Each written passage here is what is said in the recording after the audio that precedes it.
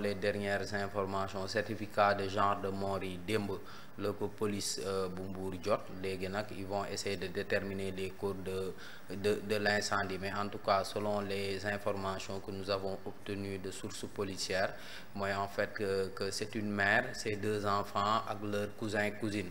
Donc ñoom ñoo nekkoon ci kër googu léegi nag gis nga ni en fait le drame est survenu ay 5 heures du matin, donc mu doon heure yoo xam ne ñoo ngi nekkoon di nelaw. Donc c'est une tragédie qui est arrivée à Mbour, ñuy masawu famille ñi nga xam ne ni ñoom ñoo ci ñàkk seen bakkan. L'autre chose, bon, c'est l'actualité phare de la journée mooy par rapport ak Assemblée nationale démb nga xam ne ñoo ngi doon installer les députés de la 15e législature. Kenn ci ñoom mu tudd Mokhtar Ba doon ki nga xam ne ni moo nekkoon suppléant El Malick Ndiaye ci liste départementale au niveau de Linguère. Moom nag yaakaaroon na ni bon ki nga xam ne nii mooy El Malick Ndiaye day démissionner ci poste ministre, mais finalement c'est pas ce qui est arrivé. Moom Mokhtar Ba nga xam ne nii dafa waajaloon affaire yi dem sax ba sol yëre député yore écharpe beeg yooyu, mais nag finalement loolu mujjeewul am. Moom Mokhtar Ba dafa mujj ñibbi. Loolu day wane ni rek en fait li nga xam ne nii moom mooy présidence assemblée nationale bi waa Pastef dañ garder le suspense jusqu'à la fin. D'habitude ça se passe comme ça nag pour éviter à ce que muy am ay fuite ak yooyu. L'autre chose c'est par rapport à El Malick Ndiaye lui-même nga xam ne nii moom moo doon le nouveau président de l'Assemblée nationale. Il est juste âgé de 41 ans comme ni nga ko waxee. El Malick Ndiaye doon koo xam ne nii transport logistique la jàng, doon koo xam ne nii yàgg na ci politique ndax jaar na ay AJ/PADS, jaar ay taxaw temm balaa mooy rejoindre Pastef en 2015. Doonoon ministre bi nga xam ne nii moo yoroon wàllum infrastructure yi transport aérien, yoroon ministre des transports. Moom El Malick Ndiaye doonoon koo xam ne nii en fait moom ñoo ngi ko waroon tuddee keneen, mais finalement maam El Hadj Malick Sy lañ ko mujj tuddee ndax ki nga xam ne ni moom lañ ko waroon tuddee moom amuloon doom, doon nijaayam, waaye waa ji dafa ne comme que moom dafa amoon yéene tuddee doom ki nga xam ne nii mooy maam Maodo, te finalement amu ko, ñu bëggoon ko tuddee El Malick. Léegi nag mu ne moom day jël jox ko tur bi jox ko ki nga xam ne nii mooy maam Maodo Malick Sy. Looloo tax moom El Malick Ndiaye ñu tuddee ko El Hadj Malick Sy.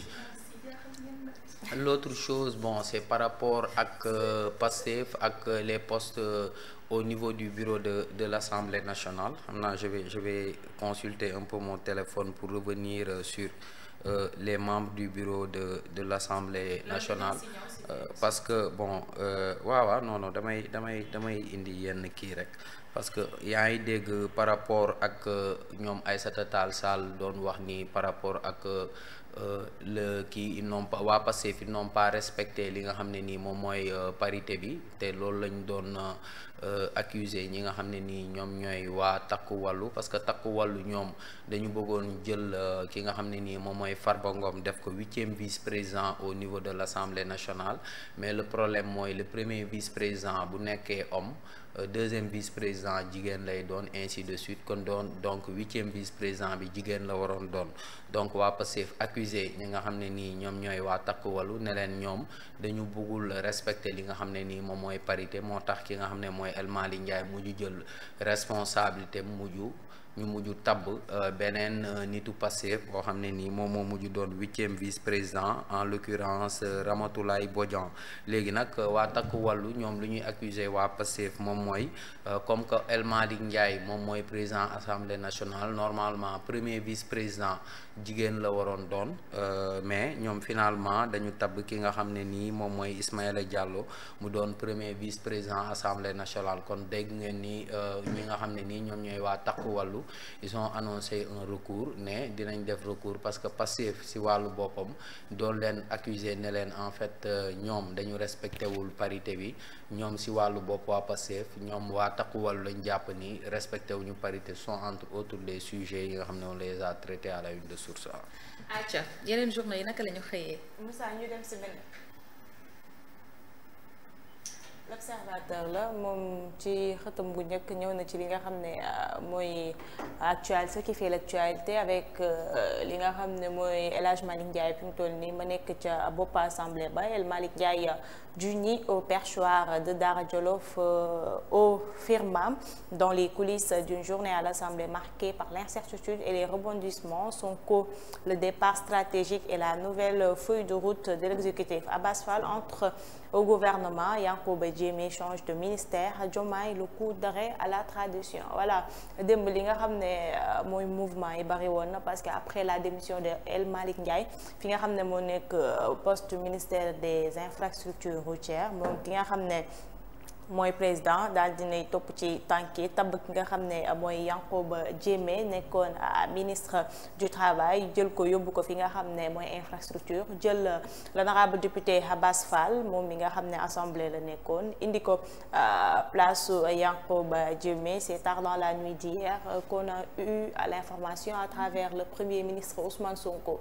Ba tey ñu des ci li nga xam ne mooy journal bi coup de filet de l'OCRTIS, le capot de la drogue à Bangoura tombe 6 ans après le cambriolage du domicile du khalife des Mourides. L'inventaire des saisies révèle une intense activité de blanchiment de capitaux. Voilà Moussa ñu dem ci beneen. Les Échos ci xatam gu njëkk moom it ñëwaat na ci installation 15e législature bi ak li nga xam ne mooy El Malick Ndiaye fi mu toll nii moo nekk fi nga xam ne mooy le haut perché. Il démissionne, retire sa démission et se retrouve président de l'Assemblée nationale. Le poste de 8e président, pomme de discorde. La séance s'étend jusqu'au-delà de la minuit. Voilà comme je te disais sànq ki nga xam ne mooy Guy Marius Sagna moo mujjee tas li nga xam ne mooy séance ba démb ndax ne leen minuit romb nañ ko bu yàgg nañ ko tas ba suba. leneen li nga xam ne moo amaat démb ci guddi gi muy mbirum Abass Fall comme ni ma ko waxee rek fi mu toll nii Abass mi ngi ci gouvernement bi. Il devient ministre du travail, de l'emploi et du dialogue avec les institutions. Yankhoba Diémé remplace El Malick aux infrastructures. Le nombre de ministres et de secrétaires d'État inchangé selon Sonko. L'accélération des processus des réductions des comptes. Voilà xam naa après installation député li ñu jublu ci loolu. Moussa ñu jàll ci leneen. Le Soleil moom it ñëwaat na ci pencum ndaw réew ma assemblée. Malick Ndiaye au volant. Le PASTEF rafle les 8 postes de vice-président. Président du groupe parlementaire Ayib Daffé pour le PASTEF, Aïssata Tall Sall pour Takku Wallu Sénégal. Abass ak Yankhoba tamit ñëwaat nañ ci. Abass mu dem ministère du travail, Yankhoba daal di jël place ki nga xam ne mooy El Malick Ndiaye. Moussa ñu dem. Walf Quotidien ci xëtam bu njëkk moom it ba tey des fi nga xam ne mooy assemblée nationale ak El Malick. La surprise du chef comme ni ma ko waxee woon sànq ñaari groupe parlementaire moo fa am benn bi Pastef la Ayib Daffé la ñu daal di reconduiraat beneen ba ca topp di Takku Wallu Sénégal ñoom kii di Aïssata Tall Sall moo nekk seen njiit. Abass Fall moom it démb gisoon nañ ko ca pencum ndaw réew ma mais au final ca guddi gi mu daal di mujjitu ko ci gouvernement bu Ousmane Sonko. Moussa ñu dem. Vox Populi la ci xëtëb bu njëkk ñëwaat na ci effectivement ci drame bi nga xam ne moo am Mbour. La dame répondait au nom de Ramatoulaye Dieng et ses 5 enfants, un garçon, 4 filles, périssent dans l'incendie de leur chambre. D'après les premiers témoignages, l'incendie serait causé par un coup de circuit. Voilà loolu la ñu wax ci seen une tamit ñëwaat nañ ci Assemblée nationale ak El Malick Ndiaye moom ci 134 voix ñoo ko fal ci boppu Assemblée nationale. ñëwaat nañ aussi ci li nga xam ne mooy les propos du Premier ministre hier. Moom très tôt le matin il a annoncé qu'il était venu à l'Assemblée pour déposer li nga xam ne mooy sa démission. Il reste à la primature. ñëwaat nañ ci mbiru Abass Fall aussi qui gagne Dakar pour au final être le ministre du travail. Moussa ñu dem. Voilà on termine par le sport ak décision au CNG. Après Siteu mu dugal li nga xam ne mooy recours pour contester victoire Modou Lo. Finalement Modou Lo confirmé nañ victoire am. Il conserve li nga xam ne mooy sa couronne de roi des arènes. ah loolu dafa leer ça jeex na wala la première place après son nul contre Wydad. mais Moussa dellu am na benn information boo bëggoon Aminata jàlle ko très rapidement journal bi si topp nii.